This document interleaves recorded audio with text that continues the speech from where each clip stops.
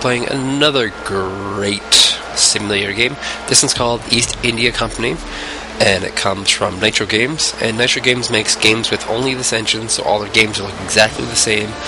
This game was made in 2009, but 2 months ago they came out with, I think, 2 or 3 DLCs for this game, and they've pumped out a ton of DLC since.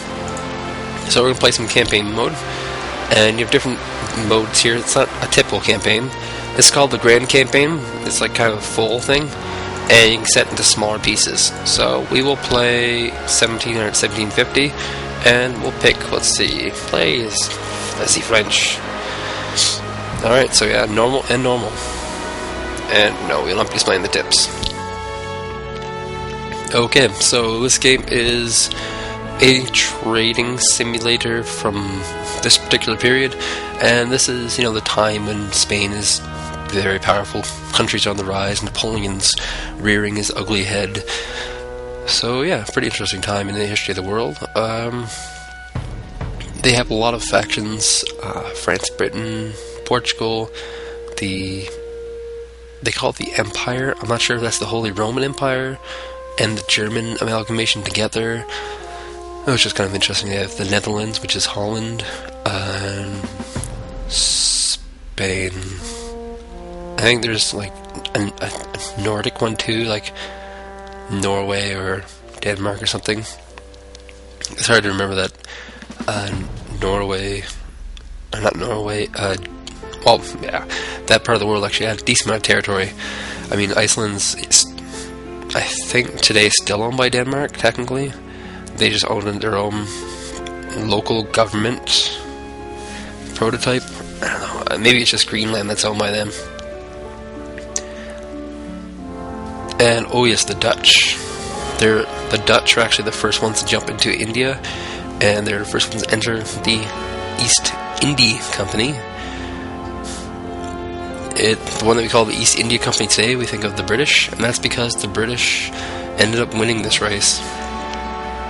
So I'll say right off the bat, this game is very, very simple, and it's not bad, it's pretty good. I played about 30-40 hours of this game, and I'm obviously not going to play that much for you today.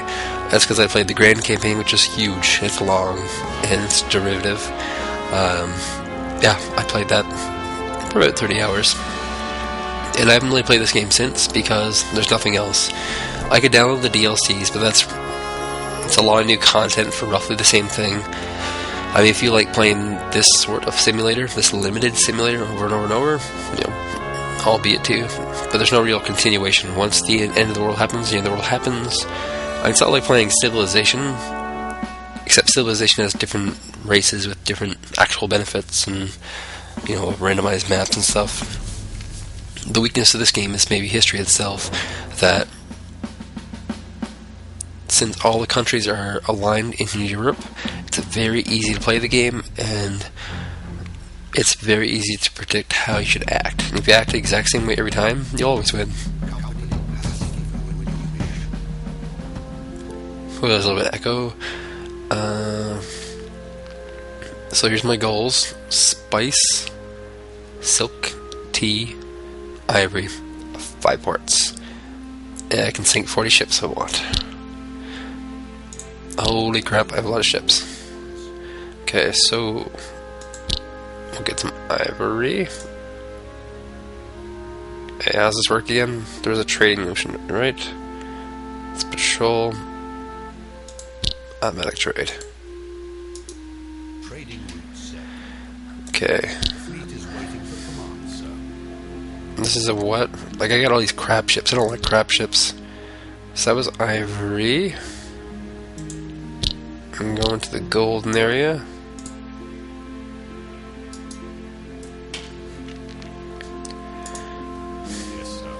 What's my mission again? I forgot where the mission box is at. That's not good. Alright. Well, let's continue making these routes with existing captains. And I can do this with the existing captains because I have started later in the game. If you start the Grand Campaign, you start off with 1 captain. You have to build your way up.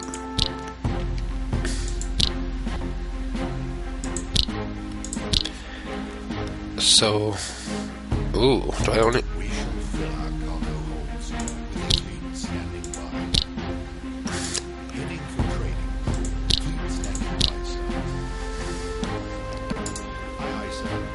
And yeah, the meta game of the earlier game is actually much more interesting because you have to capture ports, and that is kind of a understand there that you've captured ports, you have to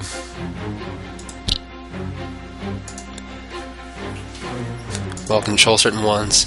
So like you have to resupply on a port at some point. So let's say I take all these ports on, I guess this would be the west side of Africa. Nobody will be able to resupply until Natal. Which means, of course, nobody will be able to make this trip. Or conversely, certain countries might be left out and they'll be forced to make alliances with you, which could be pretty costly. So what's my objectives again? Is it up here? See, capture Indian ports, spices, silks, tea, ivory. I totally forgot how to conquer these ports here. Wait, what I gotta get again? Silk, tea, ivory, spices. So I want to conquer. What kind of ships does this guy have? Maybe I can conquer this. Attack port. And we will hit up Madras. Wait, do I already own this? Oh, that's silly. Me? Okay, I own that one. I'll attack, how about Sarah?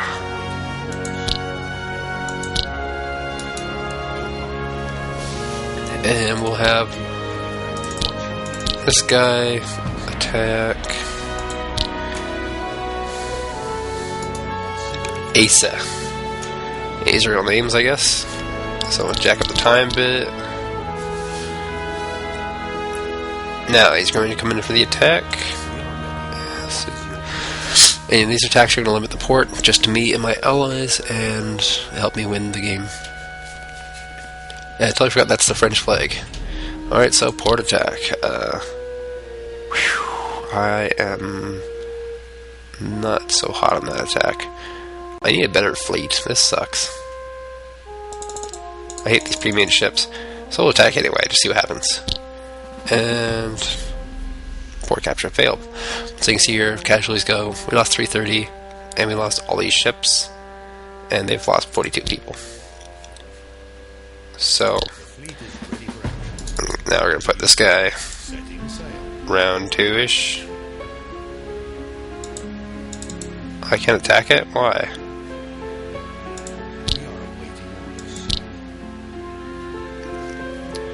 Okay, we'll attack Asa.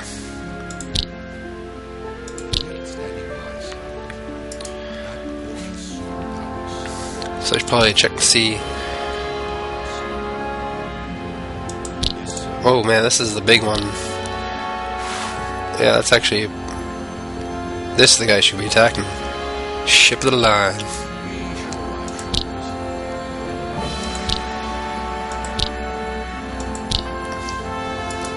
Ship of the line was like the. God damn it.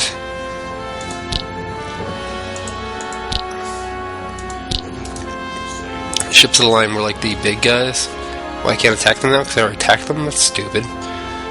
Alright, we'll attack this one then.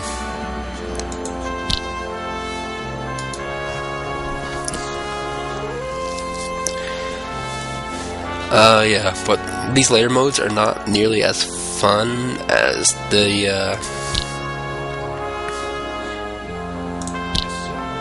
Oh man, these guys are even better. I like these guys. Yeah, the main campaign's really, really fun. This one is not so much. It does take a while to learn this game, and there's really not too much to it.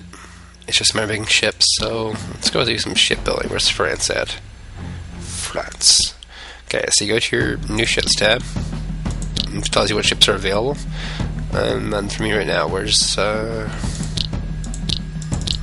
construction options at? Oh, yes. You can manually trade things. You need ironwares to build stuff in your ports. So usually buy all the ironwares, ship them over. This is your warehouse. It holds stuff, but you don't normally use this. Where did I build my ships to? Oh, here it is. Okay, so yeah, different types of ships available. And this is your main trading ship, the East Indiaman, and as far as warships go, this is the main one you want. Ship of the line, 90 gun. Takes a long time to build, costs a lot of money, and this is something you build up to. You don't just immediately get it. And if you play the longer game, then it will work out better. So we're gonna have 2 more battles coming up.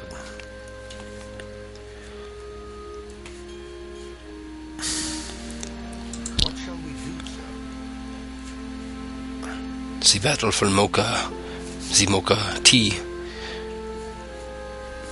And what's that saying there? East India Company. Already has my name on it.